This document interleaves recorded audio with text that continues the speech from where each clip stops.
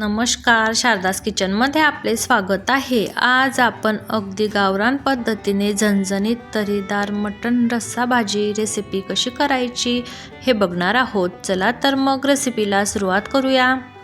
त्यासाठी मी 1 किलो मटण स्वच्छ 4-5 पाण्याने धुवून घेतला आहे। मटणाचे पीसेस मोठे मोठेच आहे, जास्त बारीक केलेले नाही आहे। मटण धुताना केव्हाही चरबी बाजूला काढून ठेवायची आणि हलक्या हाती धुवायची, म्हणजे चरबीचा गाळ होत नाही। आपण जर मटण धुताना चरबी त्यामध्येच राहू दिली तर चरबीचा गाळ होतो, म्हणून अगदी हलक्या हाती ही चरबी धुवायची। आता आपण मटण कुकरमध्ये टाकून घेऊया। मला आज घाई होती म्हणून मी कुकरमध्येच मटण शिजवून घेते आहे। पाहुणे आले की आपल्याला स्वयंपाकाची घाई असते, म्हणून आपल्याला कुकरमध्ये लवकर मटण शिजेल आणि भाजी पटकन होते, म्हणून आपण कुकरमध्ये लावतो। आणि मला जेव्हा वेळ असतो तेव्हा मी पसरट कढईमध्येच मटण शिजवते। आपल्याला जर कढई किंवा पातेल्याची चव हवी असेल कुकरमधली तर तुम्ही ह्या पद्धतीने मटण शिजवून बघा, तुम्हाला अगदी कढई किंवा पातेल्यामध्ये शिजवल्याची चव लागेल। मटणामध्ये आपण 2 पळी तेल टाकून व्यवस्थित परतून घेतलं आहे। आता त्यामध्ये चवीनुसार मीठ टाकून घ्यायचं। मटण धुताना जी चरबी बाजूला काढली होती ती पण टाकूया। मी एक मोठ्या आकाराचा कांदा बारीक कापून घेतलेला आहे, तो पण टाकून घेऊया। कांदा टाकून झाला की लगेच हळद टाकायची। मी 1 छोटा चमचा हळद टाकून घेते आहे। मटण शिजवताना त्यामध्ये मी जरा जास्तच हळद टाकते, म्हणजे सूपाला छान कलर येतो आणि हळदमुळे चव पण छान लागते मटणाची। हे आपण व्यवस्थित परतून घेऊया। आपण तेलामध्ये कांदा न टाकता असा कच्चा टाकल्यामुळे चव छान येते या सूपाला, म्हणून अशा प्रकारे तुम्ही एकदा नक्की सूप करून बघा। हे व्यवस्थित परतून झालं की आपण त्यावर कुकरचं झाकण ठेवूया। झाकण पक्क लावायचं नाही, अगदी अलगदच ठेवायचं। 5 मिनिट कुकरचं झाकण ठेवायचं, म्हणजे मटणाला पाणी सुटेल। बघा, मी आता 5 मिनिट झाकण ठेवलं आहे।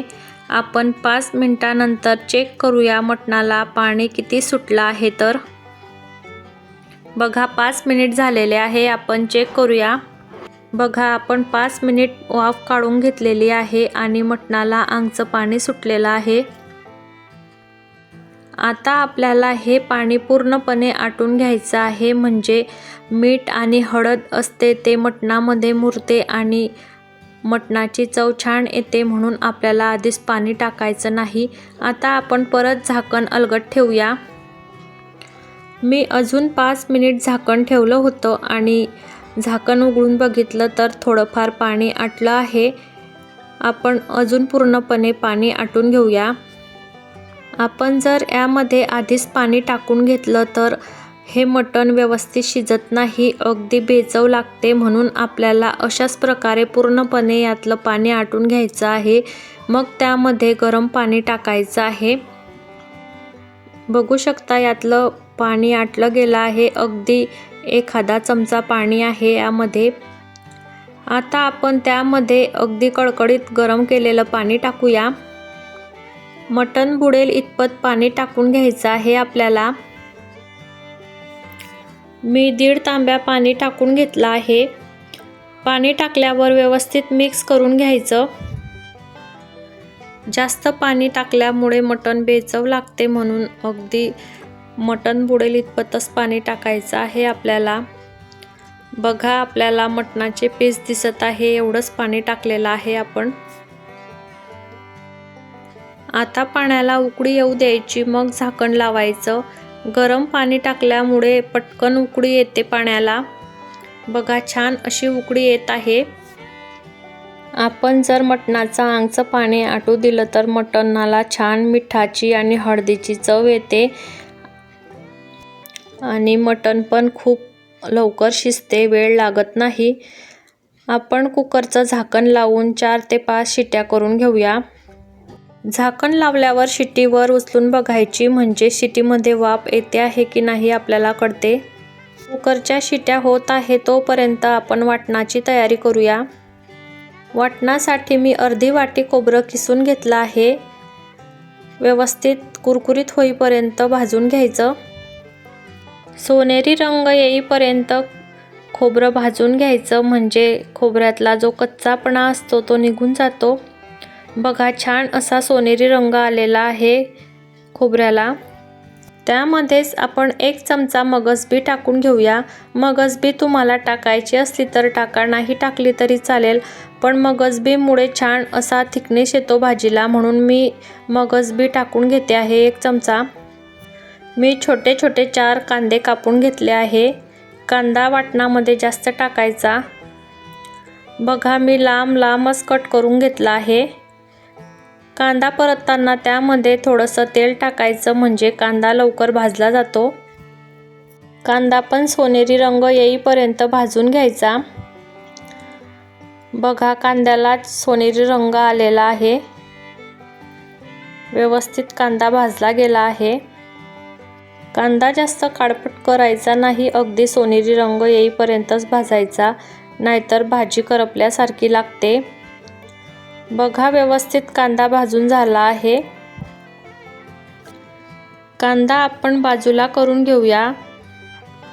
त्याच पॅनमध्ये मिरच्या पण भाजून घेऊया. हिरव्या मिरच्यांमध्ये ज्या पिवळ्या मिरच्या येतात त्या मी वाळवून घेतल्या आहे आणि मसाली भाज्यांमध्ये ह्या मिरच्या घेते. ह्या मिरच्यांमुळे छान चव येते भाजीला. आता मिरच्या व्यवस्थित भाजून झाल्या आहे. आपण टोमॅटो पण टाकून घेऊया. मी 1 मोठ्या आकाराचा टोमॅटो बारीक कापून घेतला आहे. 1 गाठा लसूण आणि 1 इंच आल्याचा तुकडा पण टाकून घ्यायचा आणि हे व्यवस्थित परतून घ्यायचं. बघा, आपण व्यवस्थित भाजून घेतलेला आहे. आता हे थंड करायला ठेवूया. तोपर्यंत कुकर पण थंड झालेला आहे. आपण चेक करूया मटण शिजलं आहे की नाही. बघा, मी झाकण उघडून बघितलं, मटण छान शिजलेलं आहे. आपण चमच्यामध्ये मटण घेऊन बघूया. हाडाचं बघायचं, म्हणजे हाडाचं जर मटण सुटलं असेल तर मटण व्यवस्थित शिजलं आहे असं समजायचं. बघा, हाडाचं अगदी अलगद निघत आहे, म्हणजे व्यवस्थित मटण शिजलेलं आहे. बऱ्याच जणांना वाटते की कुकरमध्ये जर मटण शिजवलं तर त्याचा गाळ होतो, पण अशाच प्रकारे आपण मटण शिजवलं तर अगदी मऊ शिजते आणि व्यवस्थित अख्खेचे अख्खे पिसं राहतात, तुकडे तुकडे होत नाही. बघा, छान प्रकारे मटण शिजलेलं आहे. आता आपण फोडणीची तयारी करूया. मी कढई तापायला ठेवली होती. कढई तापली आहे. त्यामध्ये आपण 3 पड्या तेल टाकून घेऊया. तेल तापलं आहे. आपण त्यामध्ये वाटण केलेलं टाकूया. बघा, किती छान असं घट्ट वाटण केलेलं आहे. मिक्सरचं भांडं उलटं केलं तरी पण त्यातलं वाटण पडत नाही आहे. अशाच प्रकारे आपल्याला वाटण करायचं आहे. जास्त पातळ करायचं नाही, म्हणजे व्यवस्थित वाटण परतलं जाते. पाव चमचा गरम मसाला टाकूया. मी हे सगळे खडे मसाले बारीक करून ठेवते, म्हणून मी अख्खे खडे मसाले टाकत नाही. मिरची पावडर 3 चमचे. यामध्ये मी मिरच्या घेतल्या आहे म्हणून छोटे 3 चमचे मिरची पावडर टाकले आहे. तुम्हाला तिखट फिकं किती हवं आहे त्याप्रमाणे तुम्ही मिरची पावडर टाकू शकता. मिरची पावडर टाकून व्यवस्थित वाटण परतून घ्यायचं. आपल्याला मंद आचेवर मसाला परतायचा आहे. मंद आचेवर परतल्यामुळे छान तेल सुटते मसाल्याला आणि व्यवस्थित परतला जातो. मिक्सरच्या भांड्यामध्ये मी अर्धी वाटी पाणी टाकून ते पण टाकून घेतलं आहे. हे व्यवस्थित मिक्स करून घ्यायचं. आपण आधीच जास्त तेल टाकलं नाही आहे. मी जे सूप असते त्यामधलं थोडं तेल टाकते आणि त्याला खूप तरी येते, म्हणून मी आधीच जास्त तेल टाकत नाही. व्यवस्थित मसाला परतून झालेला आहे. बघा, छान असं तेल सुटलेलं आहे मसाल्याला. मटणाच्या भाजीचा मसाला आपण जेवढा परतला जातो तेवढी त्याची चव छान येते.